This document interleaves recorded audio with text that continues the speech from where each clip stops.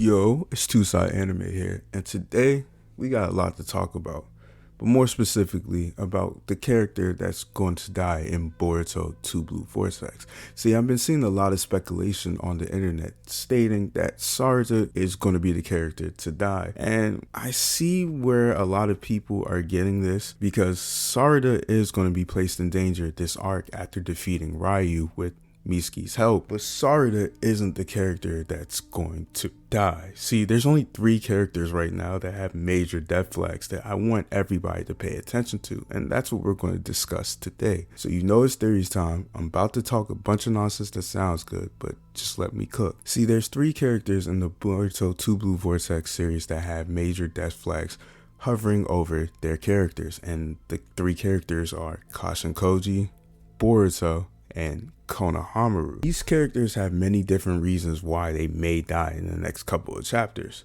The most obvious character that may die in this arc right now, Konohamaru. Konohamaru is very important to one of the moving pieces that was introduced in the Boruto 2 Blue Vortex series, and this moving piece is what happens when the God Tree clone consumes one of their targets.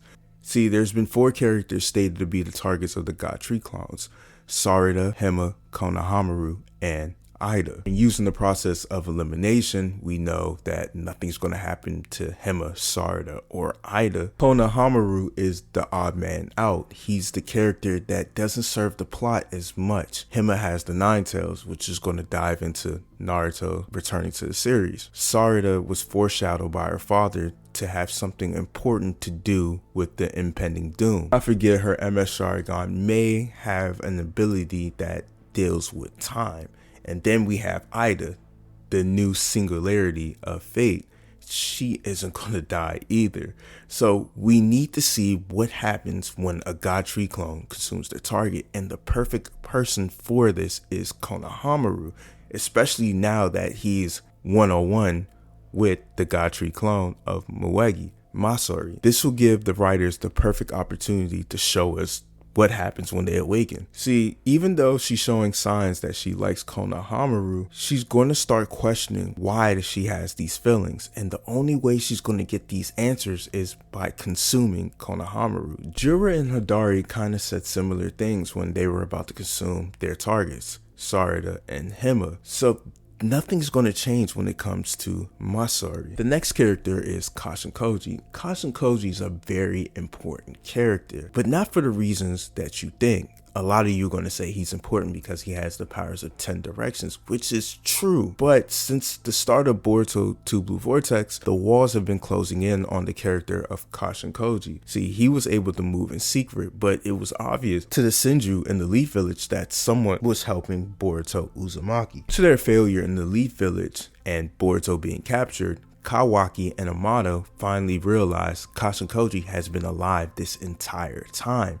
And we all know Amato betrayed Kashin Koji, sending him on a dummy mission to fight Ishiki. That being said, Kashin Koji isn't supposed to be alive. Now he has Kawaki and Amato possibly teaming up to take him out. And let's not forget the God Tree clones are actively searching for his whereabouts. And on top of that, the whole Shinobi world is looking for Kashin Koji, and I kind of need some information on how they got this intel on him, because Gaara was looking for him. Maybe I'm forgetting something, but I'm not sure why Gaara was searching for Kashin Koji.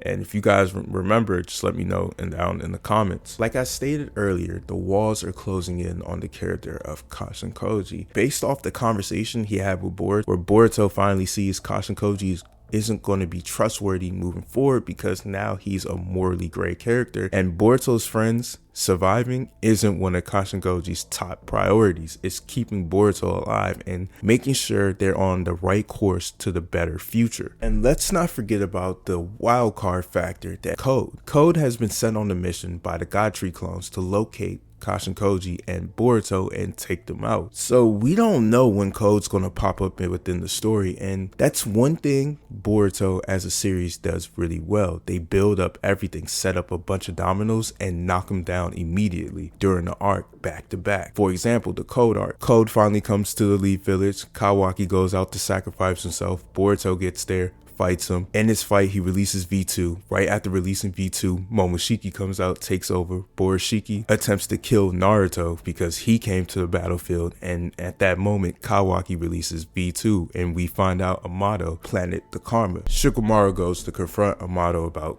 planting the karma seal on Kawaki. Ko releases himself from a claw mark that he placed on Shikamaru, introducing Ida into the story, and Amato was captured, releasing Code's limiters. If you remember the Code arc, you remembered all these events happened back to back, like non-stop.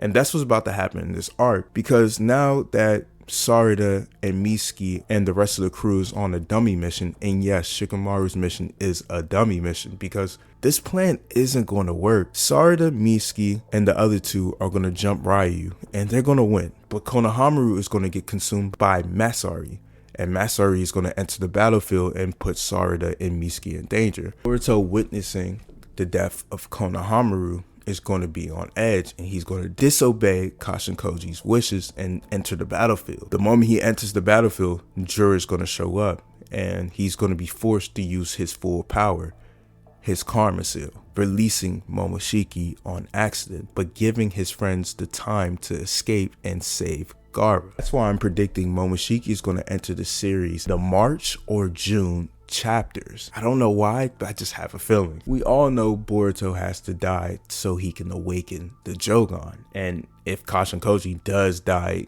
Boruto will also have an ability that will allow him to see the time. And I have a video that I'm going to create trying to break down and predict the powers of the Jogan based on the themes that are going on in the Boruto 2 Blue Vortex series. But that's it for this video. Like, comment, and subscribe, and let me know what you guys think down in the comments. I'm out.